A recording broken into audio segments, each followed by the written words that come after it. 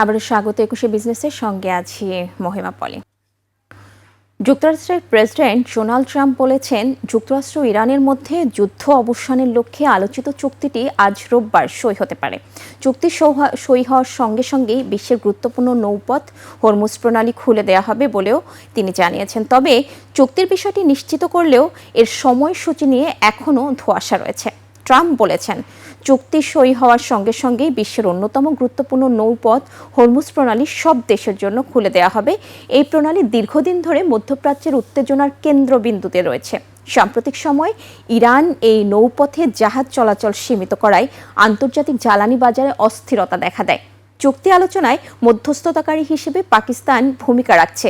দেশটির প্রধানমন্ত্রী শাহবাজ শরীফ জানিয়েছেন, ২৪ ঘন্টার মধ্যেই চুক্তি চূড়ান্ত হতে পারে এবং আগামী সপ্তাহে কারিগরি পর্যায়ের আলোচনা শুরু হওয়ার সম্ভাবনা রয়েছে।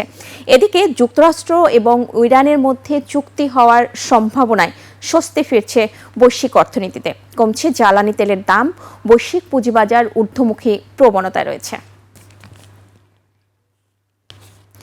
বিশ্বের ইতিহাসে সবচেয়ে বড় আইপিও হিসেবে রেকর্ড গড়ল মার্কিন ধনকুবের ইলন মাস্ক। এই আইপিও বাজারে আসার পর ইলন মাস্ক বনে গেলেন বিশ্বের প্রথম ট্রিলিয়নিয়ার।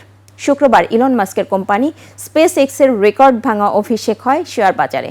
ব্লুমবার্গের তথ্যানুযায়ী বর্তমানে তার মোট সম্পদের পরিমাণ প্রায় ১.১১ ট্রিলিয়ন বা ১,১১,০০০ কোটি ডলার, যা বাংলাদেশের মোট জিডিপির দ্বিগুণেরও বেশি। ইলন মাস্ক অনেকদিন ধরে বিশ্বের শীর্ষ ধনী। স্পেস এক্স পুঁজিবাজারে আসার মধ্য দিয়ে নিজেদের ধরা ছোঁয়ার বাইরে নিয়ে গেলেন। জানা যায় ২০২০ সালে বিশ্বের ৩৫তম ধনী ব্যক্তি ছিলেন ইলন মাস্ক। তখন তার সম্পদের পরিমাণ ছিল প্রায় ২৮ বিলিয়ন বা ২,৮০০ কোটি ডলার। এ হিসেবে গত ৬.৫ বছরে তার সম্পদের বেড়েছে ৩৮ গুণ। ইলন মাস্কের দুটি বড় কোম্পানি বৈদ্যুতিক গাড়ি নির্মাতা প্রতিষ্ঠান টেসলা এবং মহাকাশ এবং কৃত্রিম বুদ্ধিমত্তা প্রতিষ্ঠান স্পেস এক্স বৈশ্বিক শেয়ার বাজারে অন্যতম হট আইটেম। এ দুটি কোম্পানির শেয়ারের দাম যত বাড়ছে, ইলন মাস্কের সম্পদও বাড়ছে সমান তালে। ২৮ বিলিয়ন ডলারের সম্পদ নিয়ে তিনি ছিলেন বিশ্বের ৩৫তম ধনী, কিন্তু টেসলা ও সঞ্চয়পত্রের খবরাখবর জানাচ্ছি। সঞ্চয়পত্রের মুনাফার উপর অগ্রিম করের হার বাড়িয়েছে সরকার। এখন থেকে যে কোনো ধরনের সঞ্চয়পত্রের মুনাফার টাকা তোলার সময় ১০% হারে অগ্রিম কর কেটে রাখা হবে। উত্থাপিত নতুন বাজেটের অর্থ বিলে এ সংক্রান্ত অগ্রিম করের প্রস্তাব অনুসারে সঞ্চয়পত্রের সুবিধাভোগীরা আগের চেয়ে কম মুনাফার টাকা হাতে পাবেন। বাজেটে এমন ঘোষণার আগে ১০ লাখ টাকা পর্যন্ত সঞ্চয়পত্রের মুনাফায় ৫% হারে উৎসে কর কেটে রাখার বিধান ছিল। সঞ্চয়পত্রের মুনাফার উপর এতদিন যে ৫% হারে কর কেটে রাখা হতো, তা চূড়ান্ত কর দায় হিসেবে বিবেচিত হতো। প্রস্তাবিত বাজেট সঞ্চয়পত্রের চূড়ান্ত কর দায় ব্যবস্থাটি তুলে দেওয়া হয়েছে। সেই হার বেড়ে এখন ১০% হয়ে যাবে।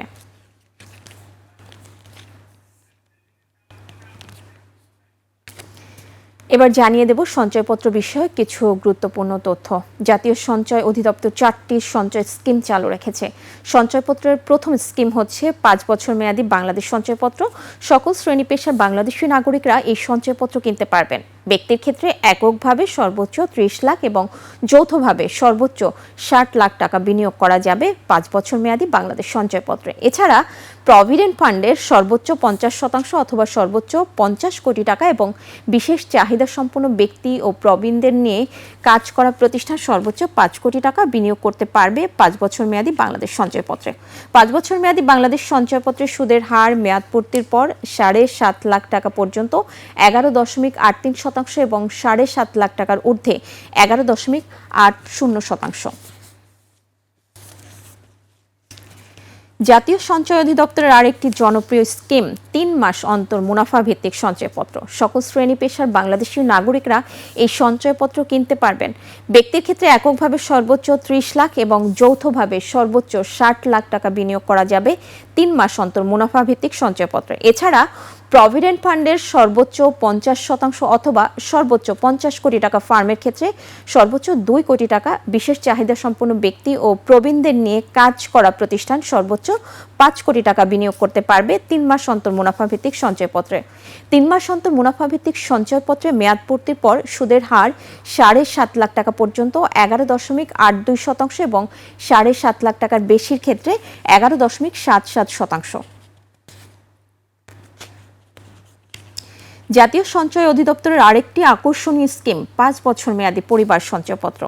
18 ও তদূর্ধ্ব বয়সের যে কোনো বাংলাদেশি নারী 5 বছর মেয়াদী পরিবার সঞ্চয়পত্রে বিনিয়োগ করতে পারবেন। একক নামে সর্বোচ্চ 45 লাখ টাকা বিনিয়োগ করা যাবে 5 বছর মেয়াদী পরিবার সঞ্চয়পত্রে। এছাড়া শারীরিক প্রতিবন্ধী পুরুষ ও নারী এবং বিশেষ চাহিদা সম্পন্ন ব্যক্তি ও প্রবীণদের নিয়ে কাজ করা প্রতিষ্ঠান বিনিয়োগ করতে পারবে এই সঞ্চয়পত্রে। 5 বছর মেয়াদী পরিবার সঞ্চয়পত্রে মেয়াদ পূর্তির পর 7.5 লাখ টাকা পর্যন্ত 11.93% এবং 7.5 লাখ টাকার ঊর্ধ্বে 11.80%।